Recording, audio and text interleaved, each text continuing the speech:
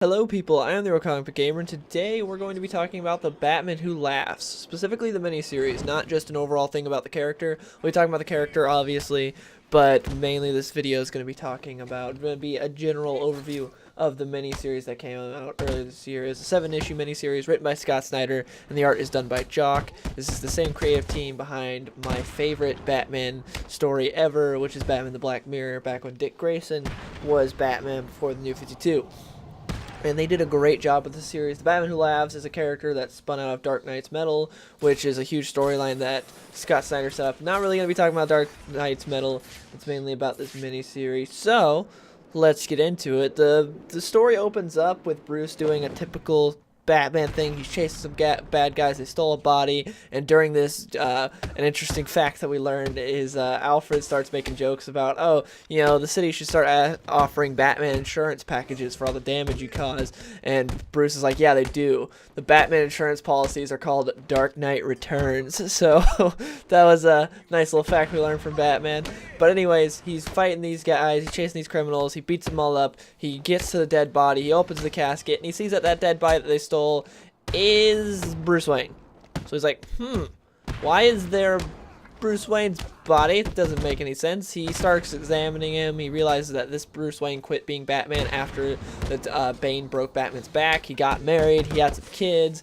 You know, through his detectiveness, he goes and deduces all this, and he's confused. He doesn't know why this is particularly the thing that happened, but then he starts realizing, he's like, okay, the Batman Who Laughs is back. He figures out that the Batman Who Laughs is back, and he talks about how the Batman Who Laughs happened. He talks about that Batman believes that that the Joker's heart contains a singular super toxin that'll release when he dies, a toxin that will make whoever kills him the next Joker.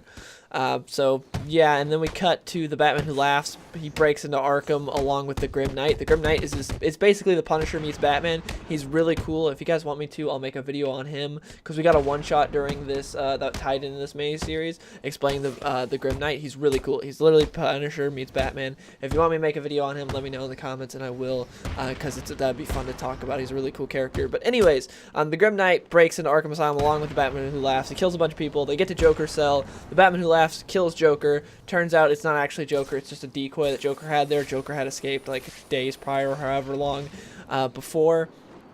But anyways, then we go back to Batman. He's in the Batcave, and we see that Joker shows up in the Batcave. Because Batman had figured it out. Joker had made his way to the Batcave. This is all post-Batman Endgame, and all of, like, Scott Snyder's Batman basically ties it together. So if you haven't read Endgame, then yeah, you should definitely read Endgame. But yeah, that's kind of ties into how he knows about the Batcave and everything. So, and of course, not just Endgame, but with death of the family and everything. But Joker's familiar with the Batcave. So Joker's there. He shoots himself in the heart, thus making, you know, the toxin come out, and Batman's holding him when he shoots himself, and he's like, oh, well, now Batman's infected, and Batman's turning into the Batman Who Laughs. And Joker starts operating on, Alfred starts operating on Joker to save him, while Batman has like 1 billion syringes in him because he's trying to hold off the infection. He's using every single cure he's had for all the different Joker toxins, because over the years, Joker has used so many different toxins and poisons and everything to inflict pain on Gotham, and Batman has created a cure for pretty much every single one. So he's using all those to hold this off, and he's like, yeah, I basically have enough to hold this off for like a week. But anyways, during this, like I said, Alfred's performing surgery on Joker, and during this he kind of pleads to Batman to be like, hey, you know, we wouldn't technically be killing him if we just didn't save him, or I could even keep him in like a vegetable-like state. And Batman's like, no, we're not gonna kill him. We're not gonna even let him die, because the only way to beat the Batman Who Laughs is to stay true to ourselves. So that was, I was personally Team Alfred on that, and thought they should have just let Joker die. You know, it worked. It's a win-win situation there. You're not killing him, and you get rid of Joker. But Batman doesn't see it that way, and so Joker ends up performing the operation, saving Joker's life. After all this, another Batman, well, not Batman, Bruce Wayne is found dead in Gotham.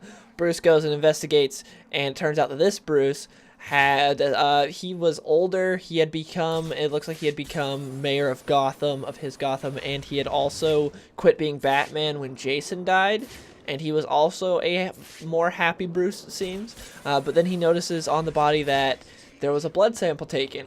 On all of these Bruces were taken from the multiverse, like from the dark multiverse. If you don't know what the dark multiverse is, it's sort of a mirror reflection-ish of the normal multiverse, except it's made of like all the hopes and nightmares of normal people, of like people in the normal universe. So it's really weird. Like the dark multiverse is odd. It's different than the multiverse. It's not like, oh, it's taken from, you know, the 52 universes or worlds that we have in like main continuity or whatever.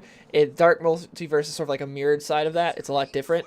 But yeah, that's where all these Bruces are taken from. And so he sees that there's a puncture on there, so it looks like the Batman Who Laughs took some blood from this Bruce. And Batman deduces that the reason he's doing this is because, again, they are from the dark multiverse, so he's using this blood from these different Bruce Waynes to create a serum that will turn people into the darkest versions of themselves. So anyone that's infected will turn evil, basically. Batman then tells Gordon he has a protocol called Last Laugh.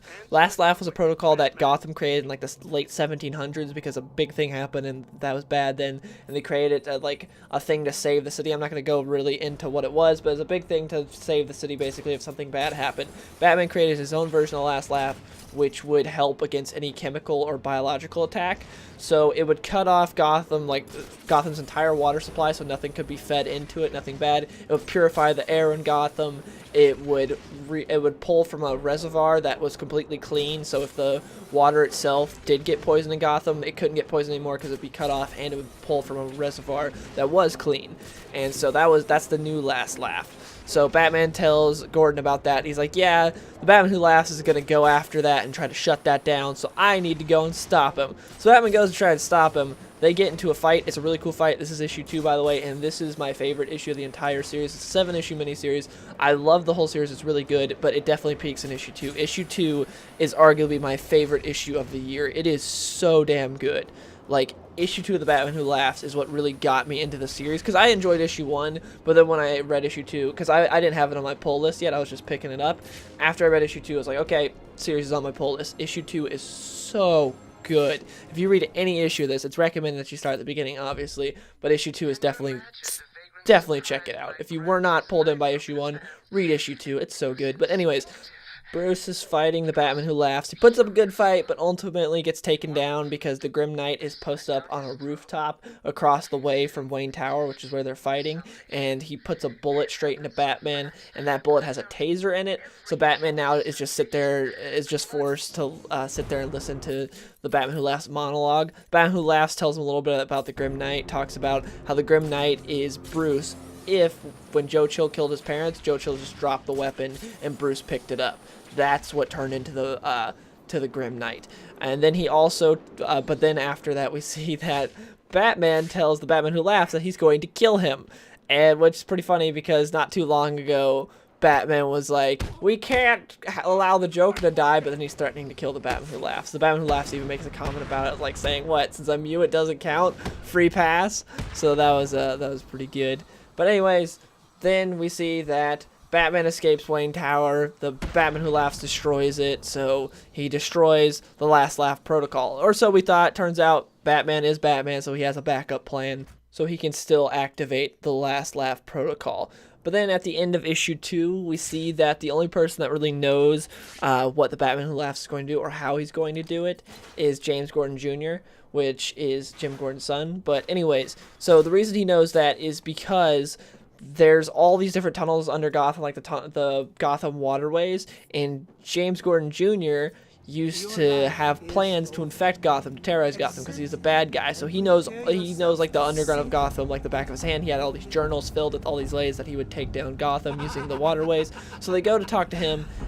James Gordon Jr. is a great character, by the way. He was from like I talked about earlier, my favorite Batman story of all time, Batman the Black Mirror, and he was a villain in that. And in between that time, the Black Mirror and now, he was put on a program to try to help him get on the straight and narrow because he is an evil psychopath, but he's been put on an experimental drug by Wayne Enterprises to help him not be a psychopath, and it's been working so far. He's living somewhat of a normal life now. He has an ankle monitor. He is monitored by a lot of different people, but he works at a grocery store and he takes this drug regularly, and he hasn't killed anyone in a while, so that's good.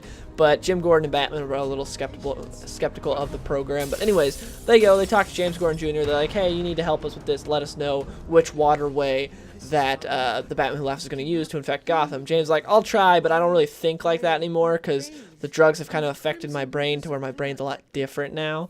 But anyways, during all this, we see that the Grim Knight shows up, and he captures Commissioner Gordon. He captures him because that backup plan that Batman has to activate Last Laugh Protocol requires both Batman and Bruce Wayne, well, both Batman and Jim Gordon to activate it.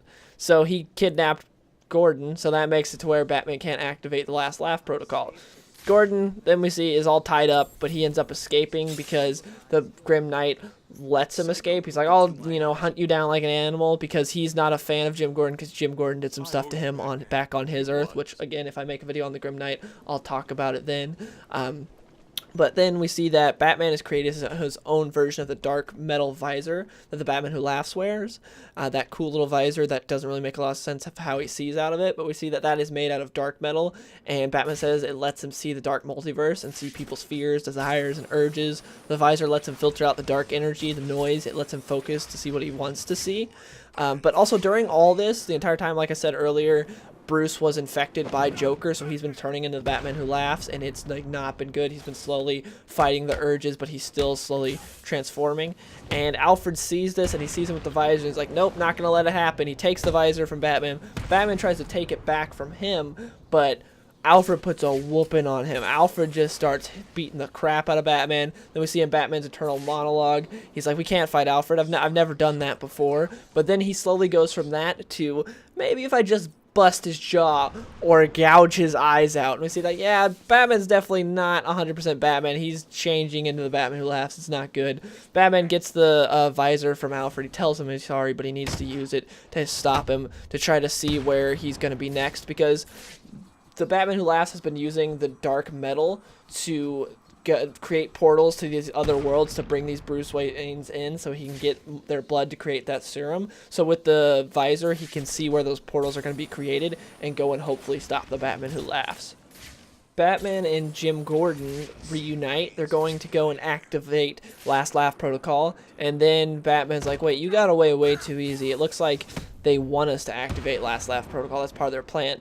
Then the Batman Who Laughs kind of Skype calls on, like, hologram Skype calls Batman, and they start talking, and the Batman Who Laughs reveals to Batman that, hey, that original Last Laugh Protocol that was created in like the 1700s by Gotham, it wasn't for good purposes, it was for bad purposes. Gotham was actually intended to be like a conquering city.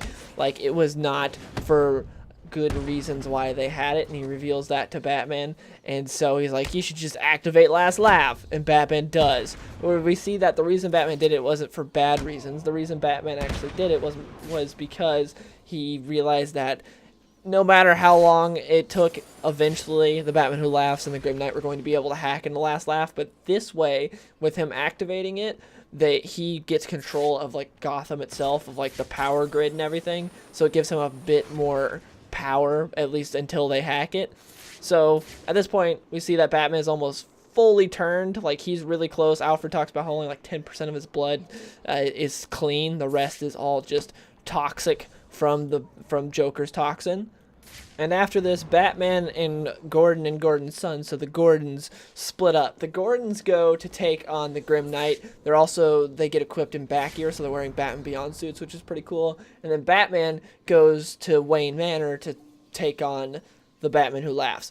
Batman teleports. This time he brings a Bruce Wayne into this universe. He brings in the Bruce Wayne that he thinks that the Batman Who Laughs is going to try to kill next, because he keeps trying to kill Happy Batman, well, Bruce's, and he brings in a kid Bruce, who is before his parents die, before any of that bad stuff happens. Him and the Batman Who Laughs have a fight. Batman ends up winning, surprise, surprise, and it's like, during it, we get some reveals, like the fact that the Batman Who Laughs is like, hey, actually, that little kid is not the happiest Bruce Wayne. You are at this exact moment right before you turn into the Batman Who Laughs, because when you turn to the Batman Who Laughs, you drop the charade, and you drop everything about having to have all these responsibilities, and you become what you were meant to be. So you're the happiest Batman, to where before in the story, he's talking about he was the most miserable Batman. Every other Batman is happier than him.